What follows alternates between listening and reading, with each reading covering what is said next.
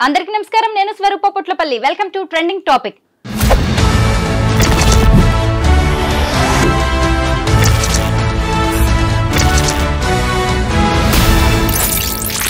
సామాన్యులు సెలబ్రిటీలు అలాగే పొలిటికల్ లీడర్స్ ఇలా ఎవరిని పడితే వారిని సోషల్ మీడియాలో విపరీతంగా ట్రోల్ చేస్తూ ఉన్నారు ముఖ్యమంత్రి మాజీ మంత్రి కేంద్ర మంత్రి ఆ పార్టీ అని లేదు ఈ పార్టీ అని లేదు చిన్న పెద్ద ఎవరిని పడితే వారిని ఎలాంటి వీడియో పడితే అలాంటి వీడియో యూట్యూబ్లో పోస్ట్ చేసేస్తూ ఉన్నారు వారి వ్యక్తిగత జీవితాలని బజారుకి ఈడుస్తూ ఉన్నారు ఈ మధ్య కాలంలో సీఎం రేవంత్ రెడ్డి నోటికొచ్చినట్టుగా మాట్లాడితే తోడ్కలు తీస్తామంటూ వార్నింగ్ కూడా ఇచ్చారు ప్రస్తుతం నాతో పాటు బీజేపీ స్పోక్స్ పర్సన్ రాణి రుద్రమ్మ గారు ఉన్నారు ఆవిడతో మాట్లాడి ఈ సోషల్ మీడియాలో పెరిగిపోతున్న ట్రోలింగ్స్ గురించి మాట్లాడుకుందాం నమస్తే రుద్రమ్మ గారు నమస్తే అండి ఈ రోజు ఈ ఇంటర్వ్యూకి మిమ్మల్ని పిలవడం వెనక ఉద్దేశం ఏంటి అంటే మీరు ఒక పొలిటీషియనే కాదు మీరు ఒక సీనియర్ జర్నలిస్ట్ కూడా ఈ మధ్య కాలంలో మీరు గమనించే ఉంటారు సోషల్ మీడియాలో విపరీతంగా పొలిటికల్ లీడర్స్ ని ట్రోల్ చేస్తున్నారు వీటన్నిటిని చూసినప్పుడు మీకు ఏమనిపిస్తోంది నిజంగా చాలా బాధేస్తుందండి అంటే పొలిటికల్ లీడర్స్ని ట్రోల్ చేయడమే కాదు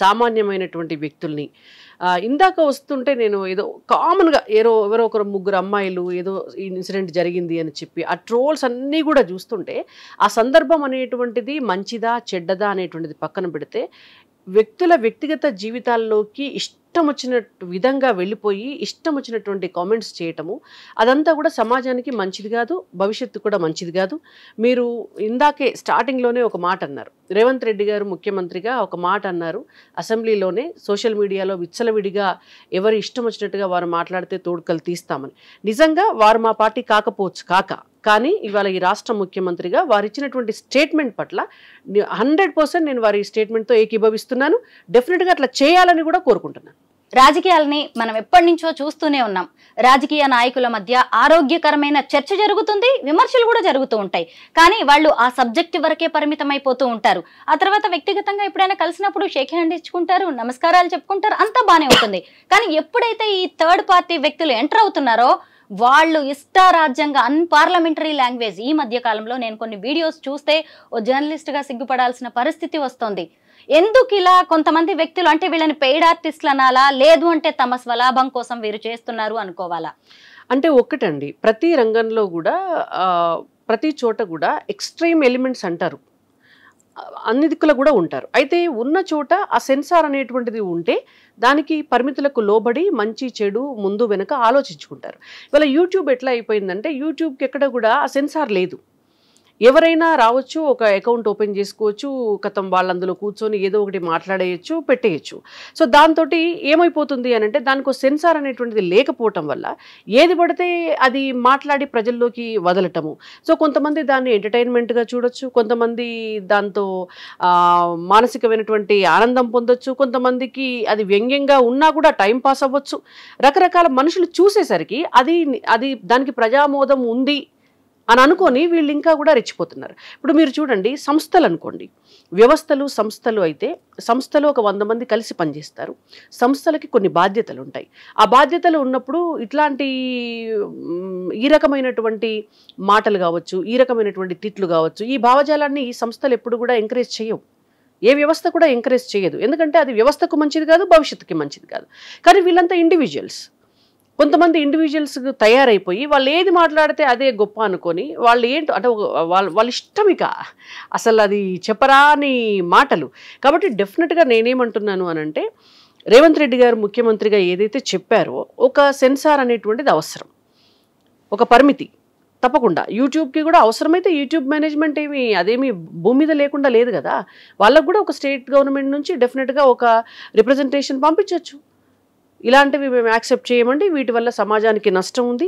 వీటి వల్ల ఇతరుల వ్యక్తిగత జీవితాల్లోకి వెళ్ళి వాళ్ళను అనవసరంగా వాళ్ళ కుటుంబ సభ్యులకి మానసిక ప్రశాంతత లేకుండా చేస్తున్నారు వాళ్ళకి పరువుకి భంగం కలిగిస్తున్నారు ఇవన్నీ కూడా చెప్పొచ్చు ఈవెన్ సెంట్రల్ గవర్నమెంట్ని కూడా మా తరపు నుంచి నిజంగా కూడా నా తరపు నుంచి అయితే నా పర్సనల్ రిక్వెస్ట్ రేపొద్దున నిజంగా మా పార్టీలో 2 కేంద్ర మంత్రులు ఉన్నారు 8 మంది ఎంపీలు ఉన్నారు ఈ సోషల్ మీడియా కట్టడి చేసేటటువంటి విషయంలో కూడా అవసరమైతే మా పార్టీ తరపు నుంచి కూడా మేము ఒక రిప్రజెంటేషన్ కూడా ఇవ్వడానికి మేము కూడా రెడీ రాణి రుద్రమ్మ గారు మనది ప్రజాస్వామ్య దేశం మనం కన్స్ట్రక్టివ్గా ఏ విమర్శ అయినా చేయొచ్చు దాన్ని అధికార పార్టీ కావచ్చు, ప్రభుత్వం ఎవరైనా కానీ స్వాగతిస్తారు. దీన్ని అలుసుగా తీసుకొని కొంతమంది ఇష్టారాజ్యంగా ఒక సీఎం అని లేదు, ఒక కేంద్ర మంత్రి అని లేదు, ఒక పార్టీ వర్కింగ్ ప్రెసిడెంట్ అని లేదు, అన్పార్లమెంటరీ వర్డ్స్. అసలు కనీసం పల్లెల్లో కూలీ పనులు చేసుకునే వాళ్ళు, అక్షరం ముక్క రాని వాళ్ళు కూడా అలాంటి పదాలు వాడరు. ఇలాంటి పెద్ద వాళ్ళ గురించి, అంటే మన దేశం వ్యవస్థని నడుపుతున్న వాళ్ళ గురించి మాట్లాడడాన్ని మాత్రం ఏంటి, ఎలా దీన్ని ఆమోదిస్తామో అనేలాగా మనల్ని మనం ప్రశ్నించేలాగా కూడా ఉంది. మనం ఈ సందర్భంగా కొన్ని సంఘటనలను కూడా గుర్తు చేసుకుందాం. ఈ తీన్మార్ మల్లన్న సొంత పార్టీ నుంచే ఎమ్మెల్సీ మల్లన్న ఉద్వాసనకు గురి కావాల్సిన పరిస్థితి వచ్చింది. అంటే తన పార్టీ విధానాలని ఆయన విమర్శించి ఉండొచ్చు, బట్ ఏ విధంగా ఆయన దాన్ని విమర్శించారనేది కూడా మనం ఇక్కడ చూడాలి. ఈ మధ్య కాలంలో ఒక మహిళా జర్నలిస్ట్ని అరెస్ట్ చేసే వరకు పరిస్థితి వచ్చింది. ఇంకొంతమంది ఆ లిస్ట్లో కూడా ఉన్నారు. ఎందుకు రాజకీయ నాయకులనే ఇంత కక్షగట్టినట్టుగా చేస్తున్నారంటారు? అంటే అది వాళ్ళ నిజం చెప్పాలంటే కూడా నేను ఒకళ్ళు ఇద్దరు అని కాదు, నేను ఇండివిజువల్గా ఒకరి గురించి ఏం మాట్లాడట్లేదు. కానీ చాలామంది, నేను ఇందాకన్నా కదా, కొంతమంది ఇండివిజువల్స్ సొసైటీలో తయారయ్యి ఇప్పుడు విషయం ఉంటే, సబ్జెక్ట్ ఉంటే సబ్జెక్ట్ మీద స్టడీ చేసి మాట్లాడతారు.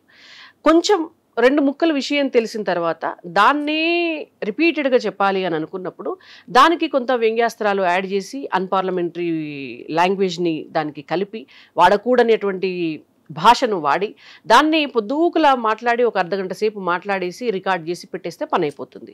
అంటే అలా ఎవరైనా చేయగలుగుతారు, చేయాలనుకుంటే పెద్ద ఇష్యూ కాదు. వట్టిగానే నిలబెట్టి తిట్టమంటే తెలంగాణలో ఉన్న ప్రతి ఒక్కరు కూడా తిట్టగలుగుతారు, అంతకంటే అధ్వానంగా కూడా తిట్టగలుగుతారు, కెమెరా ముందు పెట్టి కానీ వీళ్ళకి ఏమిటంటే దాంతోటే ఇవాళ వాళ్ళ ఐడెంటిటీ చూపించుకోవాలనుకుంటున్నారు. అది ఇవాళ మనకు వాక్ స్వతంత్ర హక్కు ఉండొచ్చు కాక ప్రజాస్వామ్యంలో, కానీ దానికి కూడా కొన్ని పరిమితులు ఉన్నాయి. నువ్వు ఎదుటి వ్యక్తి జీవితాన్ని రోడ్డు మీద పడేసే హక్కు వాక్ స్వతంత్రం హక్కు చట్ట ప్రకారం మనకి ఇవ్వలేదు. ఎదుటి వ్యక్తిని పరువుకి భంగం కలిగించేటటువంటి హక్కు మనకి ఇవ్వలేదు. నాకు వాక్ స్వతంత్రం హక్కు ఉంది కాబట్టి నేను ఏదైనా మాట్లాడతాను అని అంటే అట్లా నడవదు. నువ్వు ఎట్లయితే ఏ ఫ్రీడమ్ ఆఫ్ ఎక్స్ప్రెషన్ని అడ్డం పెట్టుకొని నువ్వు ఏదైనా మాట్లాడుతున్నావో దానివల్ల ఎవరైనా బాధించబడితే వాళ్ళు కూడా అదే ఫ్రీడమ్ ఆఫ్ ఎక్స్ప్రెషన్ని దృష్టిలో పెట్టుకొని ఆ హక్కులో భాగంగానే వాళ్ళ ఎక్స్ప్రెషన్ని కూడా వాళ్ళు ఇంకో రకంగా నీ మీద చూపిస్తారు. అలాంటప్పుడు టిట్ ఫర్ టాట్ అవుతుంది. అది దానికి సిద్ధపడి ఉంటే ఎవరైనా ఏదైనా చేయొచ్చు. మన ఇష్టం వచ్చినట్టు మనం మాట్లాడి అవతలి వాళ్ళు మాత్రం మనల్ని ఏం అనకూడదు, మన శుద్ధపూసలము, గవర్నమెంట్ ఏమనకూడదు, ఈ ఎంపీ ఏమనకూడదు, ఆ ఎమ్మెల్యే ఏమనకూడదు, పోలీసు వాళ్ళు మమ్మల్ని ఏమనకూడదు, ప్రజలు మా మీదకి రాకూడదు అంటే మరి వీళ్ళందరినీ నువ్వెందుకు అంటున్నావు? రుద్రమ్మ గారు, ఇవి ఇండివిజువల్స్ చేస్తున్న పనులు ఇవన్నీ అని మనం లైట్ తీసుకోవడానికి కూడా లేదు. ఎందుకంటే దీని వెనక రాజకీయ శక్తులు ఉన్నాయి, రాజకీయ పార్టీలు ఉన్నాయి. ఒకప్పుడు కాంగ్రెస్ పార్టీ చేస్తున్న విధానాలు సరిగ్గా లేవు అని చెప్పడానికి బీఆర్ఎస్ కొంతమందిని వాళ్ళ అభిప్రాయాలను తీసుకోవడం అనేది జరిగింది. ఆ తర్వాత రాను ఇది ఎవరి ఇష్టారాజ్యంగా మాట్లాడే పరిస్థితికి వచ్చింది. ఆ తర్వాత బీఆర్ఎస్ మీరేనా చేసేది, కాంగ్రెస్ మేము చేస్తామంటూ వాళ్ళ మీడియా వాళ్ళు మొదలు పెట్టారు. ఇటు చూస్తే మళ్ళీ మధ్యలోకి బీజేపీని కూడా లాగడం అనేది కనిపిస్తోంది. రాజకీయ పార్టీలకు కూడా పరిమితులు ఉండాల్సిన అవసరం ఉంది కదా? డెఫినెట్గా ఉంది. ఏ రాజకీయ పార్టీ కూడా ఇట్లాంటి అంటే సమాజం మీద దుష్ప్రభావం చూపించేటటువంటి వీడియోస్ని ఎంకరేజ్ చేయటం కానీ, ఒక రాజకీయ కక్ష తీర్చుకోవడం కోసం ఎదుటి వ్యక్తి పైన మనోళ్ళు చేయని అని చెప్పేసి వాళ్ళను ఎంకరేజ్ చేయటం కావచ్చు, పెయిడ్ ఆర్టిస్టులను పెట్టి మాట్లాడించడం కావచ్చు, లేదంటే పెయిడ్ కంటెంట్ని యూట్యూబ్స్లో చొప్పించి ఎదుటి వాళ్ళ పరువుకి భంగం కలిగించేటివి చేయడం కావచ్చు, ఏ రాజకీయ పార్టీ చేసినా తప్పే, డెఫినెట్గా తప్పు. ఎందుకంటే ఇవాళ వాళ్ళ మీద చేసింది తిరిగి రేపొద్దున వీళ్ళ మీదకి వస్తుంది. బీఆర్ఎస్ గతంలో చేసింది ఇవాళ బీఆర్ఎస్ మీద కాంగ్రెస్ చేస్తుంది, రేపు కాంగ్రెస్ మీద ఇంకో పార్టీ చేస్తుంది. అట్లా నిన్న నువ్వు చేసావు కాబట్టి ఇవాళ నేను చేస్తాను అనేటువంటి పరిస్థితి రాకూడదు అంటే డెఫినెట్గా అన్ని రాజకీయ పార్టీల నాయకులు కూడా దీనికి ఒక సొల్యూషన్ ఆలోచించాల్సినటువంటి అవసరం ఉంది. ఈ విధానాలన్నింటినీ కూడా కట్టడి చేయాల్సినటువంటి అవసరం ఉంది. అండ్ ఫస్ట్ థింగ్ ఏంటంటే, అసలు జర్నలిజం అంటే దాంట్లో ఏ వస్తాయి ఏవి రావు, అసలు వీళ్ళంతా జర్నలిస్ట్ ఎట్లా అవుతారండి? ఫస్ట్ థింగ్, ఎవరు పడితే వాళ్ళు జర్నలిస్టులు ఎట్లా అవుతారు? ఈవెన్ గ్రాఫిక్ డిజైనర్స్ కూడా జర్నలిస్టులు అని పేరు పెట్టుకోవడం, సీఎం ని పట్టుకొని ఎలా పడితే అలా, కేంద్ర మంత్రిని పట్టుకొని ఎలా అంటే అలా మాట్లాడుతున్నారు. ఒక వీడియో చూసాను నేను, ముఖ్యమంత్రి గారి భార్యని, ముఖ్యమంత్రి గారి కూతుర్ని ఇష్టం వచ్చినటువంటి మాటలు ఎవరితోటో మాట్లాడించి మీరు వీడియోలు పెడతారా? మీ ఇంట్లో ఉన్నటువంటి ఎవరైతే ఈ వీడియోలు తీశారో, ఎవరైతే ఆ ఛానల్ నడుపుతున్నారో వాళ్ళ తల్లినో, వాళ్ళ భార్యనో, వాళ్ళ చెల్లెలనో, వాళ్ళ కూతురునో అట్లనే కెమెరా పెట్టేసి ఇంకెవరితోటో తిట్టిస్తే మీరు ఆ భోజనం చేసి నిద్రపోతారా రాత్రి ఇంట్లో? మీరు కంటి నిండా నిద్రపోగలుగుతారా? ఇవాళ ఎమ్మెల్యేల కుటుంబ సభ్యులను, ఎంపీల కుటుంబ సభ్యులను, రాజకీయ పార్టీల నాయకుల కుటుంబ సభ్యులను, లేకపోతే వాళ్ళను మార్ఫింగ్లు చేసి వాళ్ళ అంటే అభ్యంతరకరమైనటువంటి ఫొటోస్ పెట్టి ఇష్టం వచ్చినటువంటి ఫేక్ కంటెంట్ క్రియేట్ చేసి పెడితే వాళ్ళ కుటుంబ సభ్యులు చూసినప్పుడు ఎంత నొచ్చుకుంటారు? అంటే దేనికోసము మేము ఈ రాజకీయాల్లోకి వచ్చాము అనేటువంటి ఒక బాధ. మీరు కొట్లాడితే, దమ్ముంటే, మీకు చేతనైతే ప్రజా సమస్యలపైన కొట్లాడండి.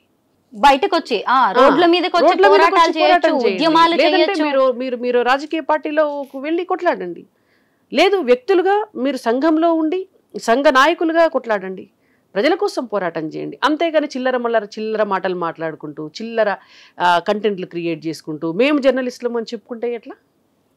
కానీ రాజకీయ పార్టీలు కూడా స్వీయ నియంత్రణ పాటించాల్సిన సమయం అయితే వచ్చింది. ఎందుకంటే ఇన్ని రోజులు పక్క వాళ్ళని తిట్టడానికి అని చెప్పి మనం ఎవరినైతే ప్రయోగించామో అవి బూమ్రాంగ్ గా ఇప్పుడు మనకే తగిలే పరిస్థితులు కనిపిస్తూ ఉన్నాయి.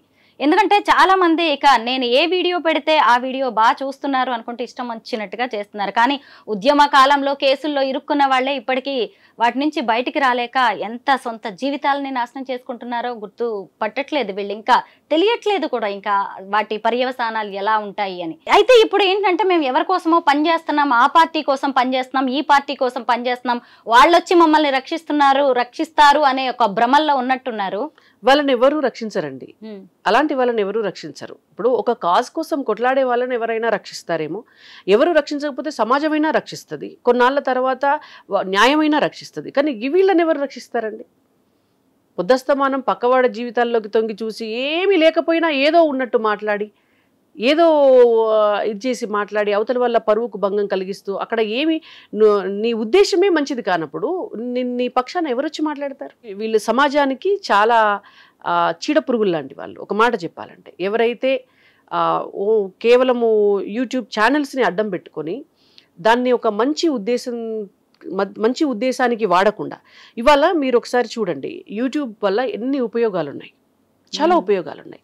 చాలామంది స్టూడెంట్స్ సివిల్ సర్వీసెస్ చదువుకునేటువంటి వాళ్ళు, ఆ కోర్స్ కోసం ప్రిపేర్ అయ్యేటువంటి వాళ్ళు, గ్రూప్స్ ఎగ్జామ్స్ కోసం ప్రిపేర్ అయ్యేటటువంటి వాళ్ళు కూడా ఏ కోచింగ్ సెంటర్కి వెళ్ళకుండా యూట్యూబ్లో ఉన్నటువంటి కోచింగ్ ఛానల్స్ ద్వారా, చాలామంది చెప్పేటువంటి ట్యూషన్స్ ద్వారా వాళ్ళు అందులో ఉన్నటువంటి కంటెంట్ చూసి నేర్చుకొని ఇవాళ వాళ్ళు ఎగ్జామ్స్ రాసి టాపర్స్ అవుతున్నారు.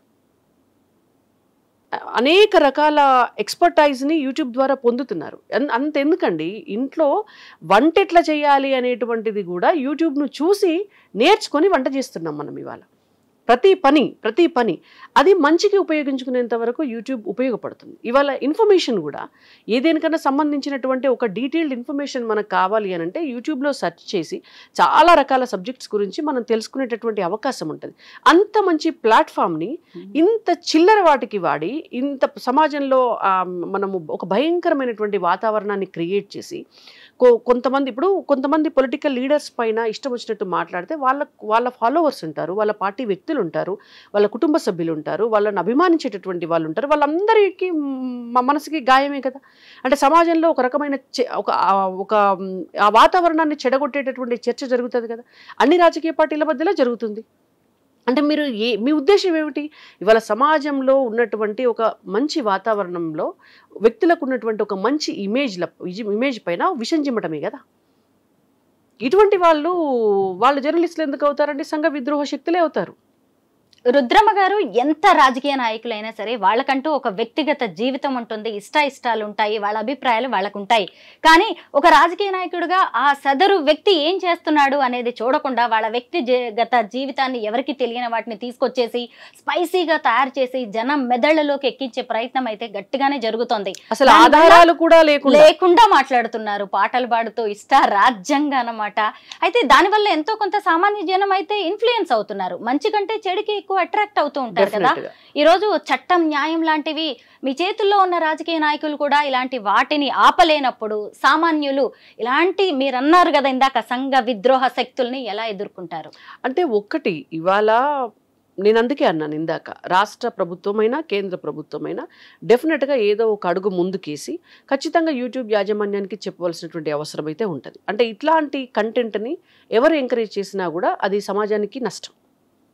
ఎంతకీ సీఎం రేవంత్ రెడ్డి గారు అసెంబ్లీలో లేదంటే ఎక్కడైనా పబ్లిక్ మీటింగ్స్ లో వార్నింగ్లు ఇవ్వడమే అవుతుందే గానీ దీనికి సంబంధించిన కన్స్ట్రక్టివ్ గా ఇంకా ముందుకు వెళ్లేలాగా ఏమైనా ప్రణాళికలు రచిస్తే మంచిదంటారా? అటు సెంట్రల్ గవర్నమెంట్ కానీ ఇటు స్టేట్ గవర్నమెంట్ చేయాలి. ఉట్టి మాటలు చెప్తే ఏం లాభం? చేస్తేనే కదా. ఎందుకంటే ప్రభుత్వం వాళ్ళ చేతిలో ఉన్నప్పుడు, అన్ని అధికారాలు వాళ్ళకు సొంతంగా వాళ్ళకు ఉన్నప్పుడు తప్పకుండా దీనంతరం కూడా నియంత్రణ చేసేటటువంటి చర్యలు వాళ్ళు తీసుకోవాలి.